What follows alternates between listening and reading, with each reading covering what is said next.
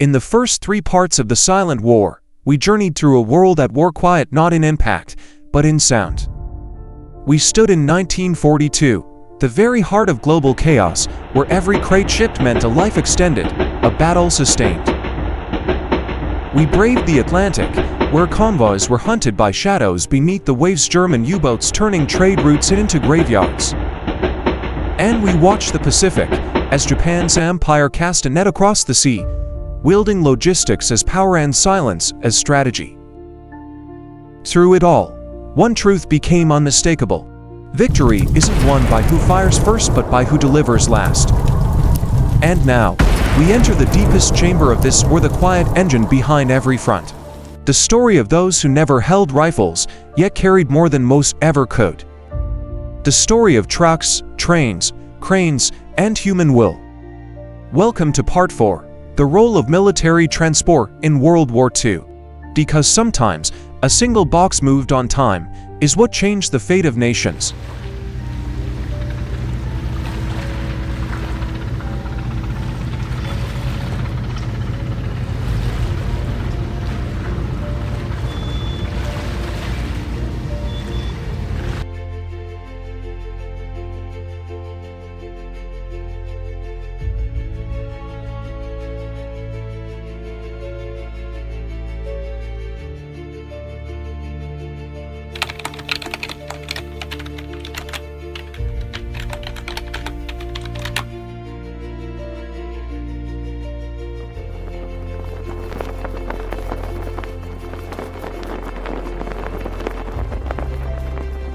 There is a truth that war films rarely show. It wasn't the massive cannons or the glorious battles that decided victory in World War II, but the silent ships carrying fuel, food, weapons, and hope. If the battlefield was where blood was spilled, then military transport was the lifeblood that kept the entire war machine alive. Very early on, both the Allies and Axis powers understood one crucial fact: modern warfare cannot be sustained without solid logistics. A division, no matter how elite, is useless without ammunition. A fleet, no matter how powerful, becomes scrap metal without oil. A nation, no matter how determined, will collapse if its people go hungry. And to maintain all that, there was no other way but to build a vast, efficient, and secure military transport system. In war, everything must be moved from Sherman tanks to Garand rifles, from sacks of rice to units of blood plasma. These things don't just magically appear on the front lines, they must be transported thousands of kilometers, across oceans, through bombs and storms, to arrive at the right place, at the right time. That's why no major military campaign could begin without first securing its supply lines. Before soldiers stormed the beaches of Normandy, millions of tons of cargo had already been loaded onto ships, timed to land by the hour. Before artillery fired on Berlin, fuel had already been hull drum by drum from French ports, by tankers and trains.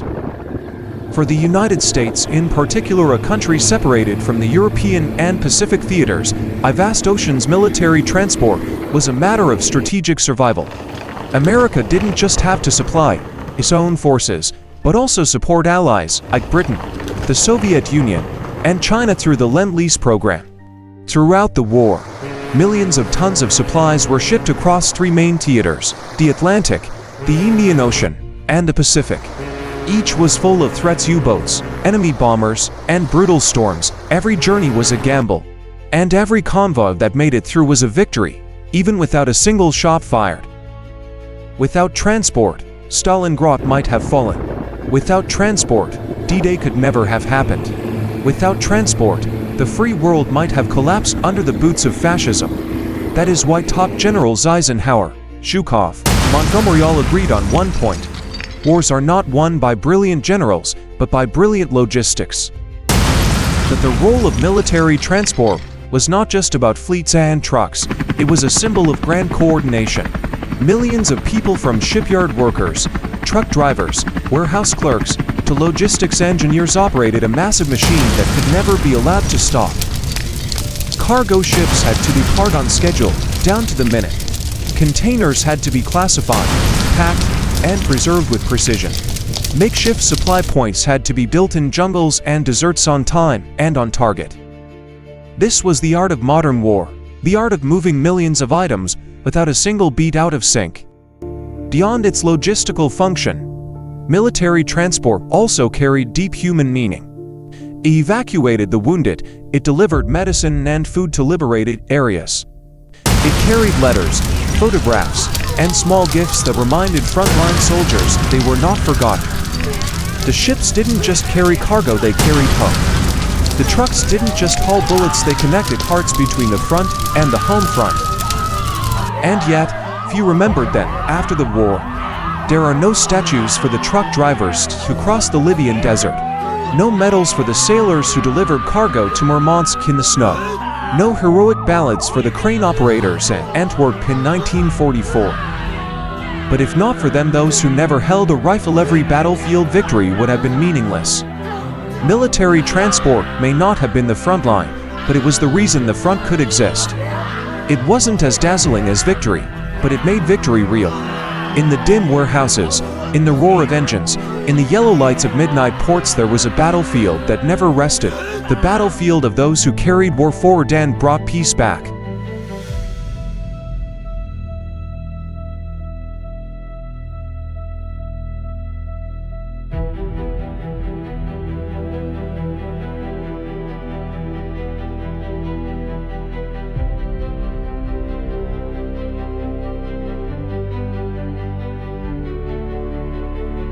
When we think about World War II, we often picture dramatic battles, Midway, Normandy, Kursk. We remember legendary generals, brilliant tactics, and powerful weapons. But John Paschal, one of the most respected naval historians of the Pacific, theater chose a different lens. He looked at cargo ships, fuel drums, sacks of rice, and declared, without logistics, there is no victory. John Paschal is not just a historian who recounts the past, he decodes it through strategic depth.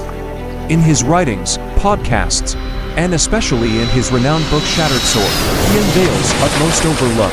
Behind every military victory lies a complex logistical system that requires coordination, foresight, and planning as sophisticated as any battlefield maneuver.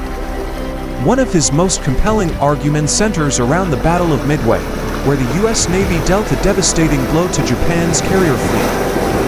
This was not merely a tactical victory, but a triumph of logistical preparation, from assembling the carrier task force, refueling at sea, to intercepting Japanese movements by breaking coded messages. If any link in that supply chain had failed, the entire operation could have collapsed. Paschal emphasizes that while Japan possessed a formidable navy, its logistical infrastructure was weak. They lacked the ability to quickly repair damaged ships. They had too few old tankers, insufficient forward resupply bases, and were overly dependent on long, vulnerable supply lines. This vulnerability became painfully clear when the US adopted its island hopping strategy, skipping heavily fortified islands and instead targeting critical logistical nodes, cutting off Japanese troops and letting them wither in isolation. According to Paschal, America's advantage lay not only in its massive industrial capacity, but in its ability to deploy that power with precision. The US built floating bases, conducted at-sea refueling, and launched thousands of Liberty and Victory ships to ensure that anywhere from North Africa to Guadalcanal, American soldiers had ammo, food, fuel, and most importantly, the belief that they would never be left behind. In a talk, Paschal once described logistics as the lifeline that connects the home front to the front line. Without it, strategy is just theory. He recounted how, in many battles, US troops survived not by luck but because an intricate logistics chain operated with minute-by-minute accuracy. This, he said, was the American art of war, grounded in science, driven by data, and built on unshakable trust in the system. Most importantly, in Paschal's perspective, is the reminder that history is not only written by those who fire weapons but also by those who deliver bandages, bullets, and clean water to the front lines. History belongs not only to the one who orders the charge, but to the one who makes sure the tank has enough fuel to move forward. In the shadows of warehouses, through quiet midnight supply runs, there were people whose names don't appear in textbooks, but they helped shift the course of the world. And thanks to John Parshall's lens on logistics, we're reminded to view World War II not just through the thunder of guns, but through the quiet greatness of what moved behind the scenes.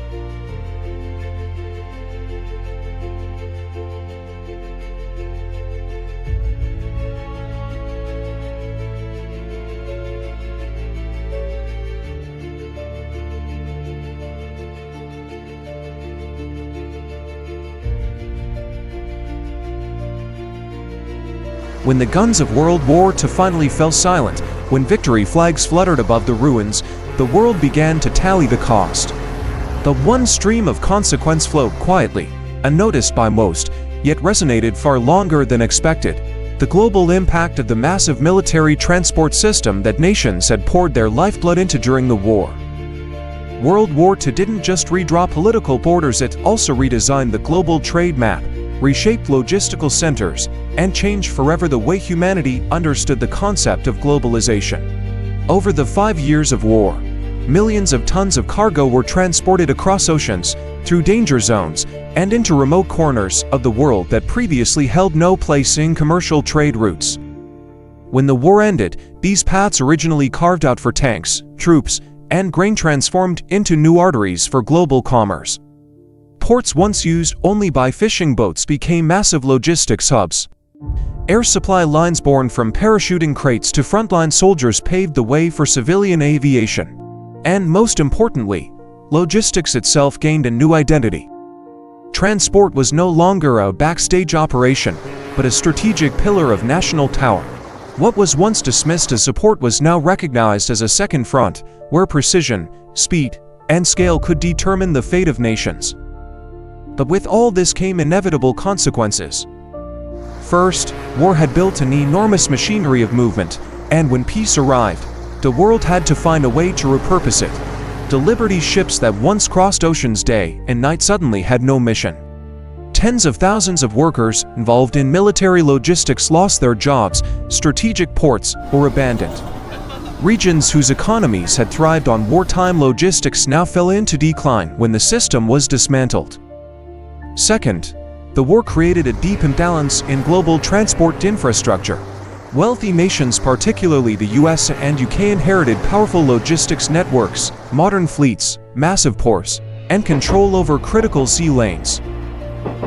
In contrast, formerly occupied or colonized nations from Southeast Asia to Africa entered the post-war era with shattered, underdeveloped transport systems.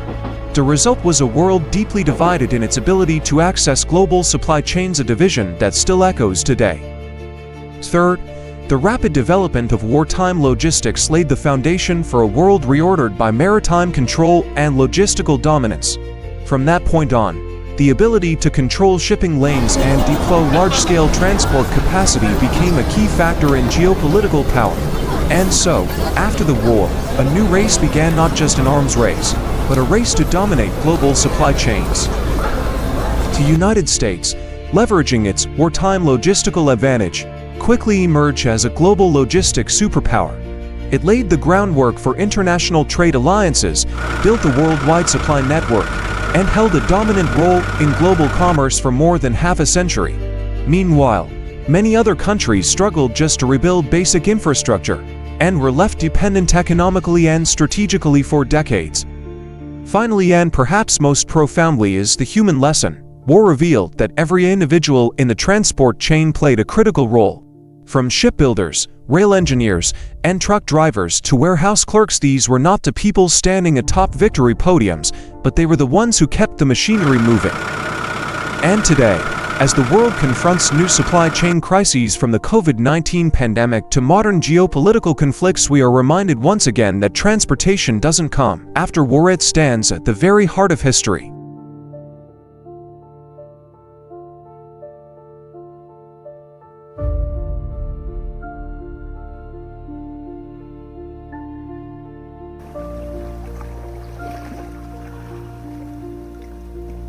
In the proud pages of World War II history, we often hear of legendary battles, famous generals, and decisions that changed the fate of nations. But behind that spotlight, hidden in the shadows of ship hulls, warehouses, and convoys crawling across deserts or jungles, was another war. Quiet, relentless, and equally vital.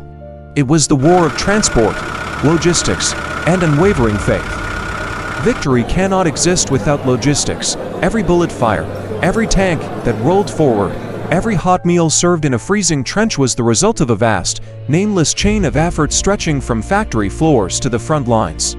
From shipbuilders in New Jersey to railway engineers in Siberia, from cargo drivers in North Africa to sailors braving Atlantic storms against U-boat attacks, each one was an essential link in the chain of victory.